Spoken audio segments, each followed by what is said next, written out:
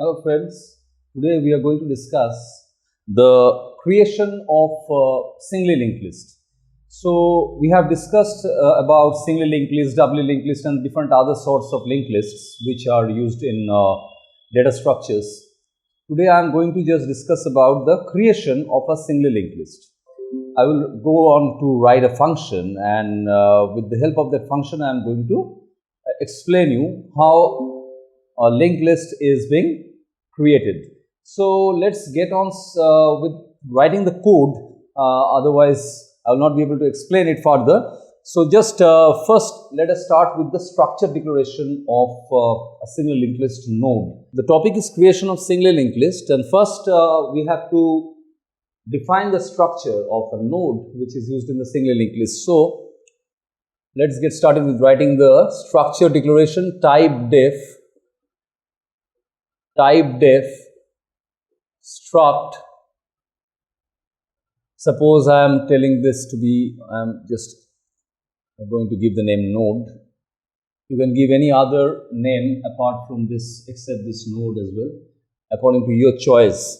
So this will contain type def struct node. This will contain two parts, as we have discussed in our previous videos, that a node of a linked list will have two parts. That is, one will be the data part and this one will be the address part. So for the data part, I am going to take this as, suppose I am going to take int data, and then we are going to write like this: struct node star next. And struct node star next is this address field which can store a pointer to the next node in the sequence, and name it as node in initCap. So this is the structure definition or structure declaration of the node of a linked list. Now we are going to write the code. We are going to write the function in which we are going to create a single linked list with n number of nodes given by the user. So let's start writing the code first. So suppose I will write the function like this. It is a long piece of code. Can I just rub this portion? If you just take it down, if you just note it down, so that I can rub this section and get on with the code of the function, that is the function definition. So let's write the function definition like this: node star, that is the return type will be node star or node pointer. The function name can be like this: create, and we take one argument, that is the formal argument, and this n is the number of nodes. We'll write like this: node star p star q star r, and we'll take an integer variable int I, and then we have taken three pointers to the node data type p, q and r. Node star p, node star q, node star r. Int I is another variable, integer variable, which is taken for the program, for the function. And now we will dynamically allocate a portion of memory, that is one node, and that node's address will be stored in the list pointer p. So let's dynamically allocate a memory block like this. We will write like this: p is equal to node star malloc size of node. So by this we dynamically allocate a portion of memory which will occupy the size in terms of bytes by this node, and that structure has been defined before writing this code. So this is the dynamic memory allocation line of code. Now, our next part is that I hope I have written int data in the structure definition. So, for the data part, we will just put some value from the user end like this,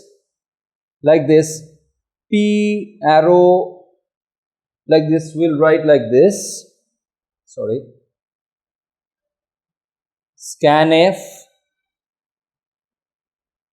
since it is an integer data, scanf %d, p arrow, ampersand p arrow element, ampersand p arrow, sorry, I have taken data over here. So, ampersand p arrow data. So, that means it has two parts, and this address, suppose it is 65536, it is stored in P 65536. We are taking the data from the standard input device from the user, and suppose the user gives 5. So, 5 will be placed over here, and the next portion, that is the pointer to the next node, that is the field which is the address field, will contain null. So, let us write like this, P next is equal to null. So, we put a null pointer in this field. Now, our work is to create the entire list consisting of n nodes, out of which we have only created one node. So, now we will take this pointer and assign the value of p to this q by this statement, q is equal to p. And now we'll take this q to take on the role of the p, and we will keep the list pointer static at the first position. It will not be moved. So, q is equal to p. Now, p points here and q also points here. So, q and p both are pointing to 65536 memory location. So, now we will write a for loop for I is equal to 0. For I is equal to 0, let me write this for loop on the side because it is getting a little bit downwards. Let us write from here. So, suppose we will write for I, we have taken I as the loop variable, I is equal to 0, I less than n minus 1, I plus plus. What is this? I is equal to 0, I less than n minus 1. Why this less than n minus 1? Because we are going to create the linked list with n nodes, out of which one node has been already taken, already created in the linked list by the statement written in this line.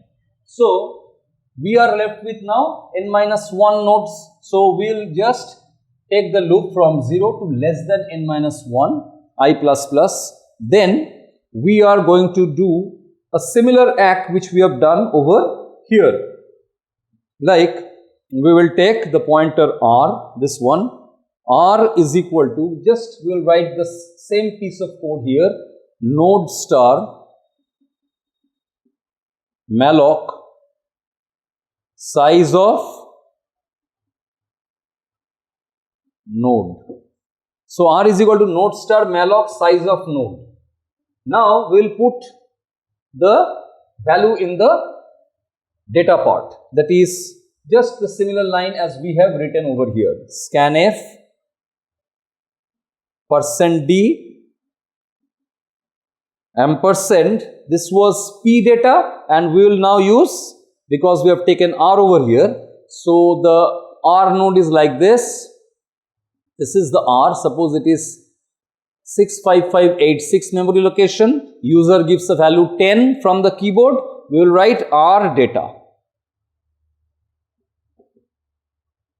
And now, this r next will also be set to null, r next will be set to null. It is quite similar to this p next is equal to null statement.